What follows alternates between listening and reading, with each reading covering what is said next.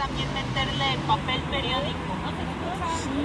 ¿Qué tan recomendable es meterle papel periódico como materia seca a la composta, sabiendo que las tintas, se dice que el periódico es de los pocos papeles que les crecen los hongos y microorganismos? ¿Qué tan recomendable es meterle? Porque hay mucha literatura básica que conforme se va haciendo la composta siempre se mete, bueno, hasta abajo lo que es una capa de papel periódico, luego hojarasca o desecho de lo que son las ramas secas, luego tierra, y ya ve que luego la materia orgánica, tierra y así.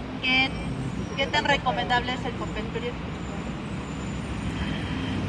Mira, yo lo veo que no vale la pena meter papel periódico.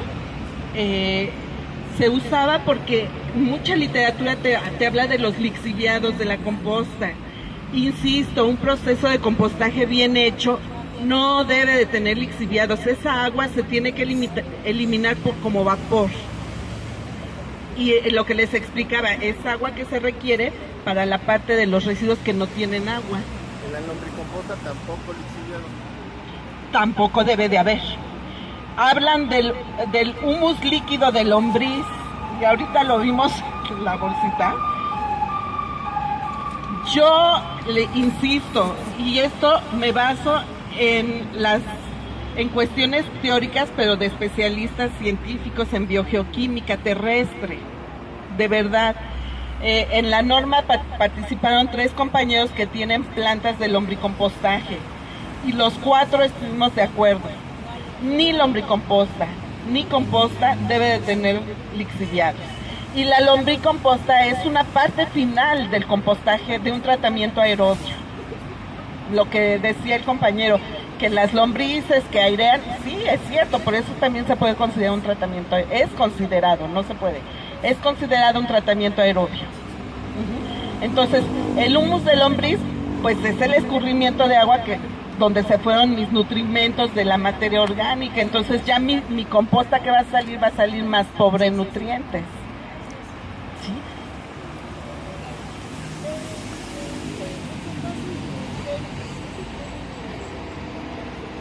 Los envases de unicel y plásticos, bueno, periódico de preferencia.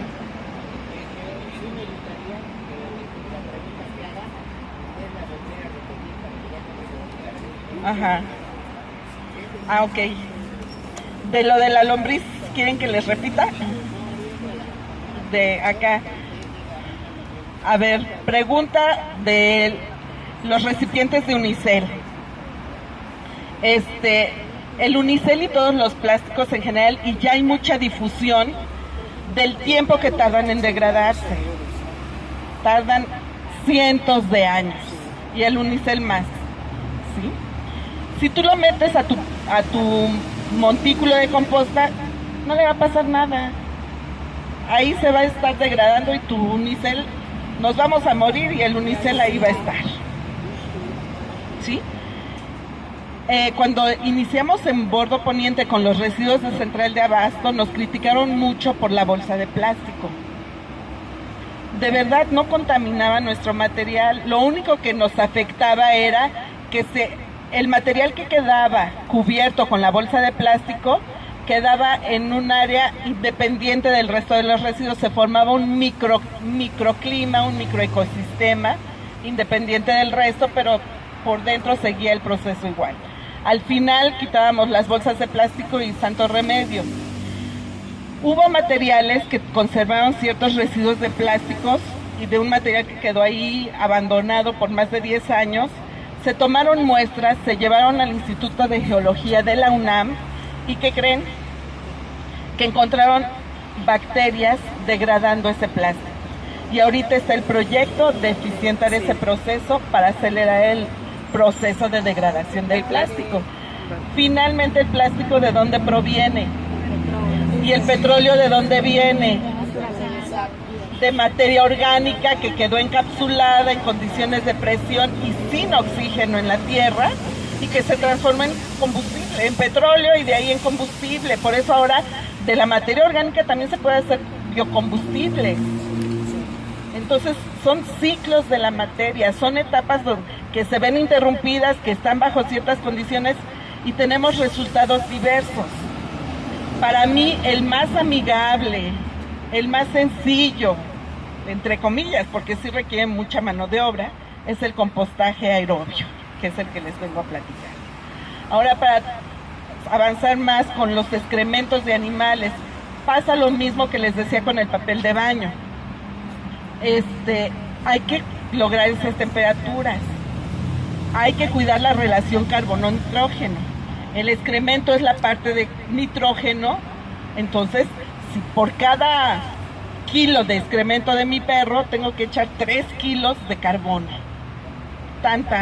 Hago la mezcla, cuido la temperatura y la humedad y transformo mi excremento y el acerrín en composta. Hay que cuidar la temperatura porque pues mi perro está comiendo por todos lados o mordiendo el pasto, hay bichos. Si alcanzo la temperatura no va a haber ningún problema. Entonces cuidar esos detalles. Si lo puedo mezclar con tierra, con una composta ya avanzada, pues es más eficiente porque ya estoy introduciéndole los microorganismos especializados en la transformación de la materia orgánica. Pero recuerden, el excremento de cualquier animal es alimento procesado. La gallinaza, el excremento, es lo mismo. Lo usan tal cual, la gallinaza con la pluma, el excremento, los huevos que se rompieron, algunos animalitos muertos ahí, y así la usan, pero con esos riesgos. Cualquier material que uses directo va a tener sus riesgos, a menos que tú garantices que tus gallinas y tus pollos están libres de patógenos. Es bien difícil. De cualquier animal, sea conejo, borrego, ya ven que nos vendían, pues sí, las usábamos para nuestras plantas. Y miren, no nos hagamos los delicados, ni mucho menos. El alimento que se está produciendo acá en la zona del Mezquital se riega con aguas residuales, ni siquiera con aguas tratadas. Y las plantas la naturaleza es una maravilla, de verdad. La planta, no es para que lo hagan, ni lo justifico, al contrario, por eso estamos promoviendo una norma, para que se hagan las cosas bien. Pero si yo tengo una composta con ciertos metales pesados, que son los riesgosos a lo mejor para la salud humana, si yo le echo una composta con ciertos metales pesados que están por arriba de la norma, mi planta no los va a absorber así de que, ay, está el metal pesado y me lo voy a comer, y después yo llego, me como la hoja y ya me consumí. No pasa así. Para que el metal pesado sea absorbido tiene que estar de manera soluble y no todos son solubles. La otra, nuestra composta es rica en materia orgánica. Cuando salga la norma ustedes van a ver ahí la tabla de composición final recomendable y te dice 30-40% de materia orgánica, ¿sí? ¿Qué hace la materia orgánica en el suelo natural con los metales pesados cuando hay un suelo sano? Si hay presencia de un metal pesado, la materia orgánica, hagan de cuenta que atrapa ese metal pesado, lo encapsula y forma un material que se llaman quelatos y lo mantiene capsulado, no se usa, ahí está. La planta no lo va a absorber. Son de veras, el suelo es un mundo maravilloso. Desafortunadamente no hay los suficientes especialistas que se estén dedicando a estudiarlo. Desafortunadamente el compostaje se ha malinterpretado, se cree que almacenar es compostear. No es así, es un proceso con bases biológicas, con bases científicas y que hay que cuidar. Que se puede hacer artesanalmente, sí, pero siendo responsable de cuidar las mezclas y demás. Podemos procesar todo lo que sea materia orgánica.